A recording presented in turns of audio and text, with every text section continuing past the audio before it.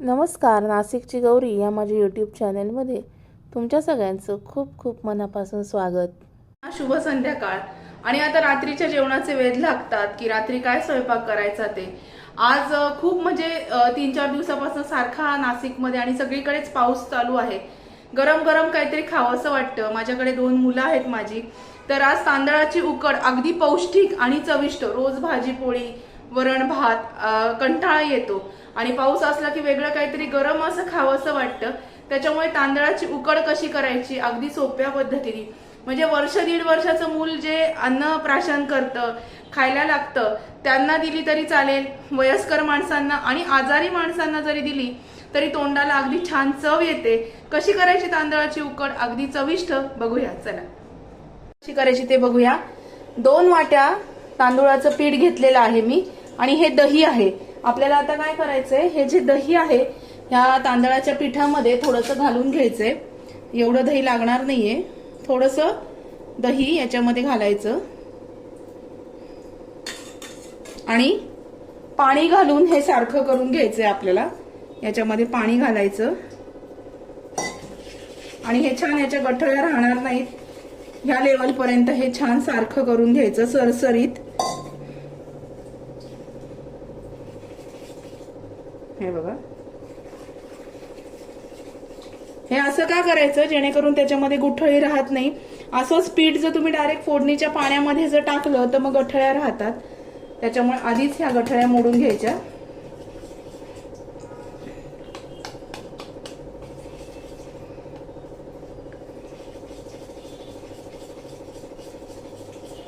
सगळ्या गठळ्या याच्यातच मोडल्या म्हणजे पीठ आपल्याला जेव्हा आपण फोडणीला टाकणार आहोत हे बॅटर, तेव्हा गठळी राहत नाही याच्यामध्ये.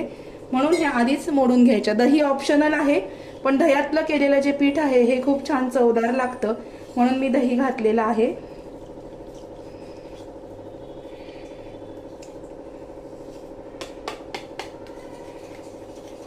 अगदी सोपी रेसिपी आहे. तुम्ही अगदी 1-1.5 वर्षाच्या मुलापासून ते वयस्कर माणसांपर्यंत सगळ्यांना देऊ शकता. अगदी आजारी माणसाला सुद्धा चालतं अशी तांदळाची उकड.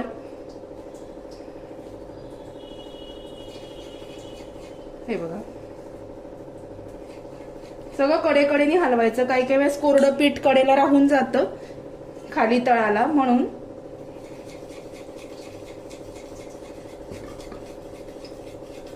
हे बघा, हे असं सपोज झालेलं आहे पीठ. हे बघा, याच्यात कुठल्याच प्रकारची आता गाठ नाहीये. आता फोडणी कशी करायची ते दाखवते. फोडणीसाठी तुम्ही तूप पण घेऊ शकता चांगलं आणि तेल पण घेऊ शकता. मी तेल घेतलंय 1 ते 1.5 पळी. यात आपण टाकूया मोहरी, नंतर थोडेसे जिरे. जिरे मस्त आहेत ह्या रेसिपीसाठी. आणि मिरचीचे मोजून 3 ते 4 मिरच्यांचे तुकडे घालायचे. खूप जास्त तिखट हे पीठ चांगलं लागत नाही.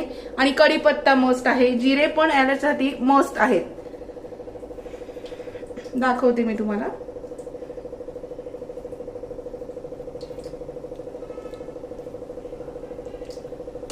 मोहरी आणि हे छान तडतडलं की आपण हिंग घालायचा. मोहरी छान तडतडलेली आहे, हिंग घालूया.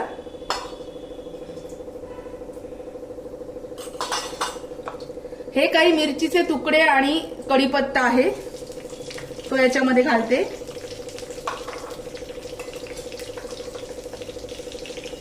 मिरची कढीपत्ता छान याच्यामध्ये खमंग झाला की हळद घालायची. फिकट पिवळ्या रंगावरती हे पीठ करायचं आहे. खूप जास्त डार्क पिवळं असं हे पीठ करायचं नाही. फिक्या पिवळ्या म्हणजे लेमन कलर वरती हे पीठ आपण करणार आहोत. आता याच्यामध्ये आपल्याला फोडणीसाठी पाणी घालायचंय.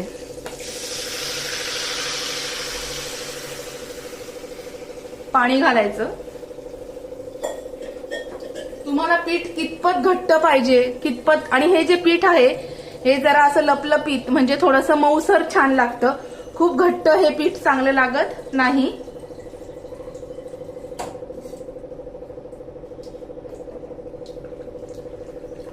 पाणी घातलंय मी याच्यात. पाण्याला मस्तपैकी उकळी येऊ द्यायची. मीठ घालायचं अंदाजाने मीठ. आणि या पाण्याला मस्त उकळी येऊ द्यायची आपल्याला. आणि मग आपण जे काही बॅटर केलेलं आहे हे बॅटर आपल्याला त्याच्यामध्ये घालायचंय. पाण्याला उकळी काढून घेऊया. पाण्याला थोडी थोडी उकळी यायला लागली की हिरवीगार बारीक चिरलेली कोथिंबीर याच्यामध्ये घालायची. लसूण वगैरे याच्यामध्ये घातलेला चांगला लागत नाही, त्याच्यामुळे लसूण वगैरे घालायचा नाहीये. छान पाणी उकळायला लागलंय.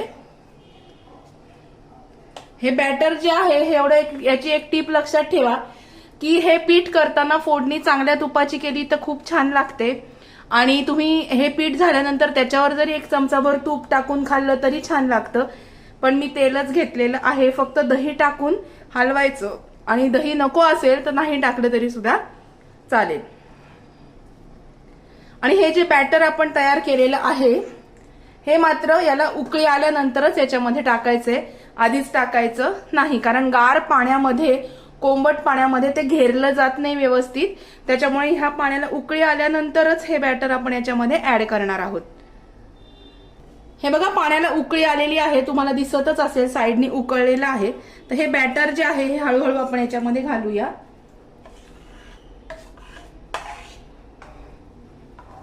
आणि हे छान हलवायचं. हे बघा एकही गाठ राहत नाही त्याच्यामध्ये.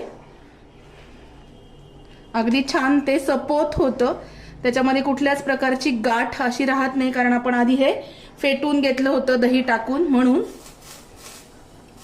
आल्यानंतर याच्यावर मी झाकण ठेवते आणि याला छान वाफ काढून घेते आणि मग बोलते तुमच्याशी परत. चला, मी झाकण ठेवलं होतं तांदळाची उकड जी आपण केलेली आहे त्याच्यावरती. आता मी हे झाकण काढते. मस्त अशी तांदळाची उकड तयार आहे. फक्त कढई मी जरा मोठी घेतली, ती कढई मला लहान पडत होती म्हणून. हे बघा मस्त तांदळाची अशी उकड जी आहे ही तयार आहे. ही जी उकड तुम्ही लहान मुलांना दिली, वयस्कर माणसांना दिली, आजारी माणसांसाठी तर अतिशय उत्तम आणि पौष्टिक आहे. ऍज युजल आम्ही आता जेवायला बसणार आहे आणि संध्याकाळी काहीतरी लाईट चालतं म्हणून मुलांसाठी मी ही उकड केलेली आहे. कसा वाटला आजचा व्हिडिओ मला नक्की कळवा. व्हिडिओ आवडला एक दणदणून मात्र वाफ येऊ द्यायची. हे बघा दणदणून वाफ आली ना, दिसतेय तुम्हाला वाफ आलेली. एकदम छान 5 ते 10 मिनिटं झाकण ठेवून वाफ काढायची आणि अशी मऊसर तांदळाची उकड तयार आहे. याच्यावर तुम्ही डिशमध्ये घेतल्यानंतर चांगलं तूप घालून घेतलं तरी सुद्धा चालतं. नाही तूप आवडत असेल कोणाला तर तेलाचा चमचाभर तेल घालून घेतलं तरी सुद्धा चालतं. कसा वाटला आजचा व्हिडिओ नक्की कळवा. व्हिडिओ आवडला असेल तर व्हिडिओला लाईक करा, शेअर करा, सबस्क्राईब करा. भेटूया अशाच नवीन व्हिडिओमध्ये नवीन विषयाबरोबर उद्याला.